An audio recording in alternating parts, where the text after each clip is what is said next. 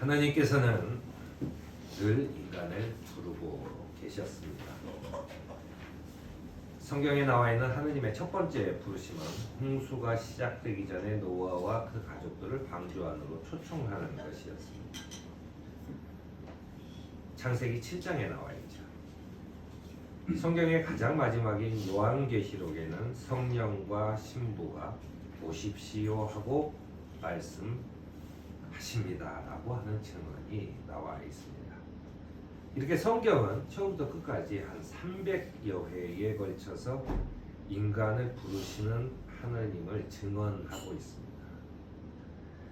부르심을 받았다는 뜻의 소명은 하나님께서 당신의 일을 맡기시려고 부르시는 명령을 받았다는 것을 의미합니다. 하나님께서 맡기시는 일은 크거나 작거나 또는 중요하거나 중요하지 않는 일이 없어서 자기가 받은 어떤 명령을 이행하는 것, 이게 귀한 일이지요. 그리스도인들은 제일 먼저 자신의 직업에 대해서 하느님이 나를 부르셔서 이 일을 하도록 하셨다라고 하는 고백이 필요합니다. 왜냐하면 내가 이것을 통해서 주님께서 하시는 일을 우리가 알 수는 없지만 그것을 주님께서 나를 부르셔서 나에게 이 세상에서 또는 하나님의 나라에 쓸모 있는 어떤 일을 하기 위해서 부르셨다라고 하는 그런 고백이 있어야만 자신의 삶이 주님 앞에서 더욱 윤택해질 수 있다는 얘기죠. 그렇기 때문에 직업의 귀천을 가리지 않고 무슨 일이든 주께 하듯이 기쁜 마음으로 하라라고 그렇게 얘기합니다. 그리고 사도 바울의 이제 골로새서 3장 22절에 있는 종으로 있는 이 여러분 모든 일을 육신의 주인에게 복종하십시오라고 얘기를 하고 있어요. 우리는 이제 그 중세 이후에 또는 현대에 살면서 그 당시 이제 누구의 종인 여러분 그 주인에게 복종하십시오라는 사도 바울의 말이 이건 노예제도를 너무 하는 거 아닌가? 아무리 옛날이라도 라고 생각할지 모르지만 당시의 종은 다릅니다. 당시의 종은 지금으로 따지면 정규직이에요. 그 옛날에 성경에 나와 있는 자유인이나 종이나 이런 얘기를 할 때 자유인은 말하자면 일용직 노동자를 자유인이라고 얘기합니다. 그러니까 우리의 개념하고 정반대예요. 우리가 예를 들어 어떤 장교의 말을 듣고 그 군인의 생활을 할 때 그저 용병으로 끌어온 사람들은 자유인이지만 장교는 왕의 종인 거예요. 예수님이 그 잔치에 가서 너희들 전부 다 사람들을 불러서 내 잔치를 채워라 라고 얘기했을 때 그때 나가서 사람들을 부른 것도 종이에요.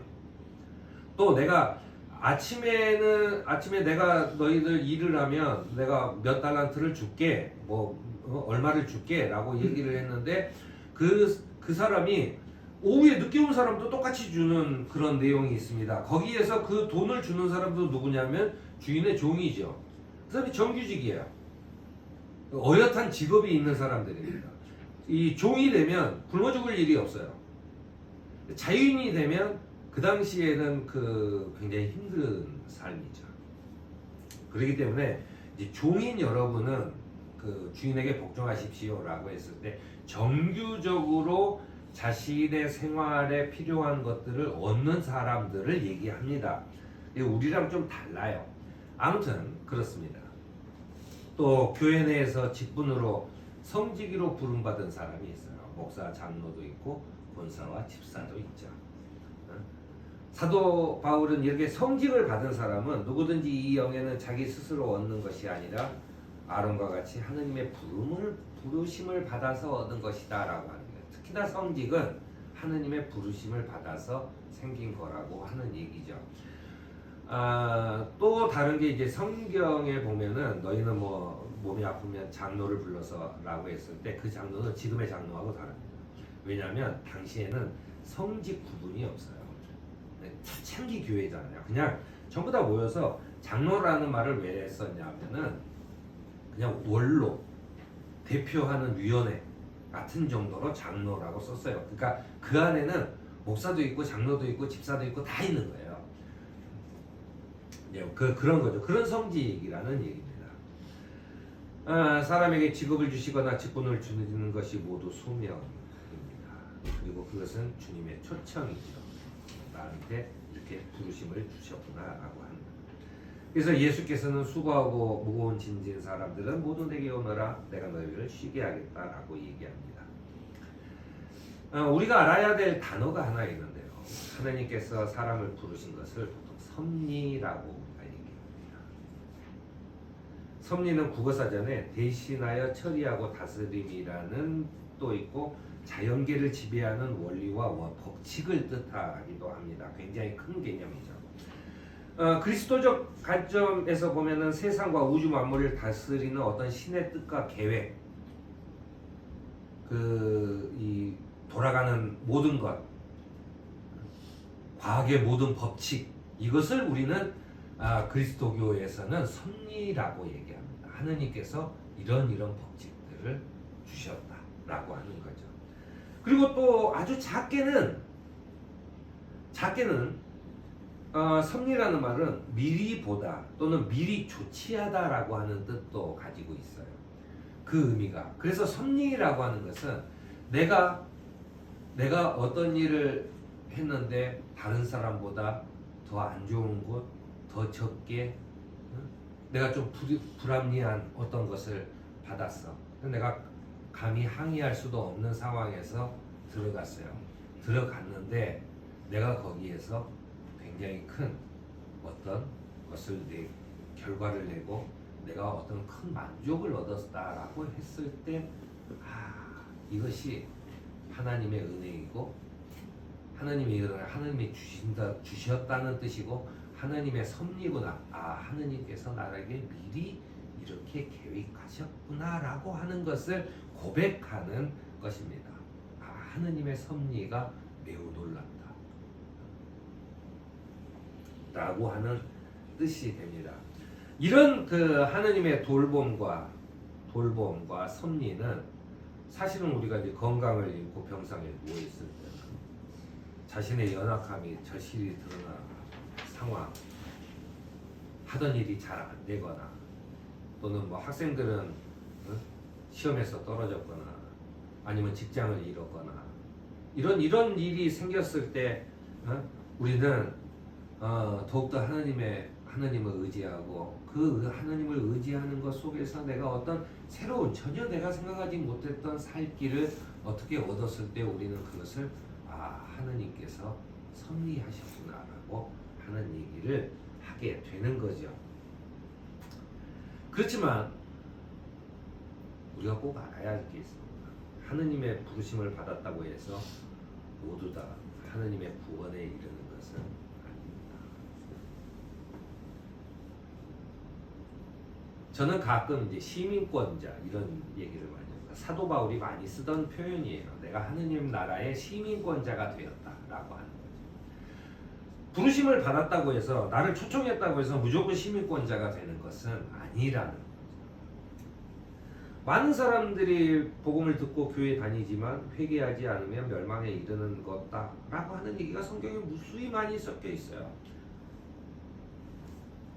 저는 이 설교를 준비하면서 묵상하면서 이런 생각을 했어요. 내가 전철이나 어디 광장에서 예수천당 불신지옥을 외치는 사람들, 그 사람의 대상은 교회를 안 다니는 사람이겠지만 사실은 그 말을 들어야 될 사람은 교회를 다니고 있는 사람들이다라는 생각이 들었어요.